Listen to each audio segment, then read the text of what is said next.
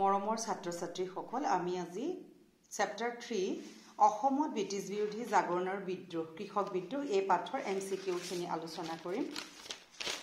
এই পাঠৰ আমাৰ MCQ মনিৰাম দেৱানৰ লগত কাক ফাঁচীকাঠত ওলমোৱা হৈছিল? পিয়লি বৰুৱাক। অপচন দিয়া আছে চাই লবা। তলৰ কোনটো চনত ব্ৰিটিছসকলে অসমৰ দাস প্ৰথাৰ বিলুপ্তি ঘটাইছিল? 1983 চনত। অসমীয়া কৃষকৰ পৰা ভূমি খাজানা বৃদ্ধি নিৰ্ধাৰণ বিৰুদ্ধে কোনে মফত মিলচক আৰ্জি লিখিছিল? মনিৰাম, পিয়লি, মহাত্মা গান্ধী, আন্দোলনৰ ঢেকিয়াল ফুকন। অসমত 1857 চনত ব্ৰিটিছৰ বিৰুদ্ধে বিদ্ৰোহৰ নেতৃত্ব দিয়া ব্যক্তিজন কোন আছিলে? মনিৰাম দেৱান। মনিৰাম দেৱানক ৰাজহুৱাকৈ ফাঁচি দিয়া হয় ক'ত? কেতিয়া? 1857 চনৰ 26 ফেব্ৰুৱাৰী। তোমালোকৰ এইখিনি অপচনখিনি চাই ল'বা। 1857 চনত বিদ্ৰোহত অসমৰ বিদ্ৰোহীসকলে কাক পুনৰাই আহোমসকলক সিংহাসনত বহুৱাব খুজিছিলে? স্বৰ্ণকান্ত সিংহ, কন্দবেশ্বৰ সিংহ, পুৰন্দৰ সিংহ, এটাও নহয়, কন্দবেশ্বৰ সিংহ। ফুলগুৰিৰ ধাৱা কেতিয়া সংঘটিত হৈছিলে? 1851, 1856, 1861, 1863, 1861 চনত। কলিকতা উচ্চ ন্যায়ালয়ত মুখ্য ন্যায়াধীশ মফত মিলচ অসমলৈ আহিছিল কেতিয়া? 1851 চন, 1853 চন, 1855 চন, 1857 চন। 1853 চন। অসমত 1857 চনত ব্ৰিটিছৰ বিৰুদ্ধে নেতৃত্ব দিয়া ব্যক্তিজন কোন আছিল? মনিৰাম দেৱান। 1857 চনত বিদ্ৰোহত অসমৰ বিদ্ৰোহীসকলে কাক পুনৰাই আহোম সিংহাসনত বহুৱাব খুজিছিলে? কন্দবেশ্বৰ সিংহ। মনিৰাম দেৱান পৰিয়ালে পুৰুষানুক্ৰমে ভোগ কৰি অহা ৰাজহৰ দায়িত্বৰ পৰা কোন ব্ৰিটিছ বিষয়াই বঞ্চিত কৰিছিলে? কেপ্টেইন হলৰইডে। ফুলগুৰিৰ কৃষক বিদ্ৰোহৰ মৃত্যু হোৱা কৃষকৰ সংখ্যা কিমান আছিলে? 54 জন। 1961 চনত জয়ন্তীয়া বিদ্ৰোহৰ নেতৃত্ব দিছিলে উকিয়াং নংবাহে। কিমান চনত ব্ৰিটিছ চৰকাৰে আফু খেতি কৰা সম্পূৰ্ণ বন্ধ কৰিছিলে? 1861 চনত। মণিপুৰী গণ অভ্যুত্থানৰ মহানায়ক আছিলে কোন? মহাৰাজ কীৰ্তিচন্দ্ৰ, মহাৰাজ কুলচন্দ্ৰ সিংহ, জেনেৰেল ঠেঙাল, সেনাপতি ত্ৰিকেন্দ্ৰজিৎ। ব্ৰিটিছসকলে ত্ৰিকেন্দ্ৰজিৎক মূৰৰ দাম ঘোষণা কৰিছিলে কিমান? 5000 টকা।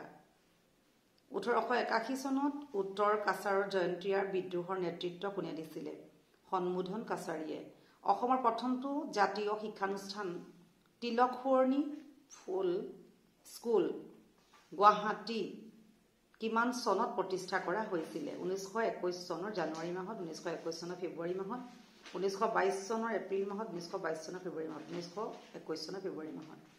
অসমৰ প্ৰথমটো জাতীয় শিক্ষানুষ্ঠান তিলক সুৱৰ্ণী স্কুল স্মৃতিক প্ৰতিষ্ঠা কৰা হৈছিলে অসমৰ সংগ্ৰামী সত্তা তিলক শৰ্মাৰ স্মৃতিত, অম্বিকাগিৰি ৰায়চৌধুৰীৰ স্মৃতিত, লোকমান্য বাল গংগাধৰ তিলকৰ স্মৃতিত, শ্বহীদ তিলক ডেকাৰ স্মৃতিত, লোকমান্য বাল গংগাধৰ তিলকৰ স্মৃতিত। পথৰুঘাটৰ কৃষক বিদ্ৰোহ কেতিয়া হৈছিলে? 1994 চনৰ জানুৱাৰী মাহৰ 21 তাৰিখৰ পৰা 23 তাৰিখলৈ, 1994 চনৰ জানুৱাৰী মাহৰ 26 তাৰিখৰ পৰা 28 তাৰিখলৈ, 1994 চনৰ জানুৱাৰী মাহৰ 28 তাৰিখৰ পৰা 30 তাৰিখলৈ, এটাও নহয়, 1994 চনৰ জানুৱাৰী মাহৰ 26 তাৰিখৰ পৰা 28 তাৰিখলৈ। ৰঙিয়াৰ কৃষক বিদ্ৰোহ কেতিয়া সংঘটিত হৈছিলে?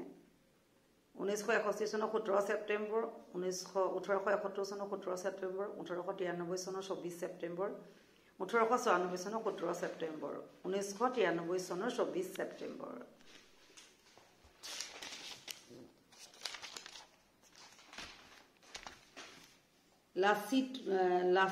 লচিমাৰ কৃষক বিদ্ৰোহ কেতিয়া সংঘটিত হৈছিলে? 1994 চনৰ 21 জানুৱাৰী।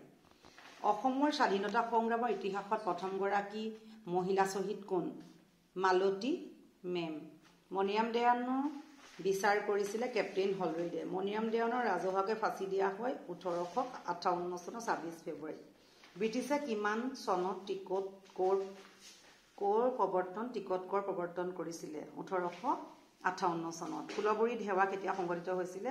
1861 চনত। মৰমৰ ছাত্ৰ-ছাত্ৰীসকল, ইয়াত মই তোমালোকক আগতেও কৈছোঁ যে কেনেকুৱা ধৰণৰ আমাৰ MCQ আহিব।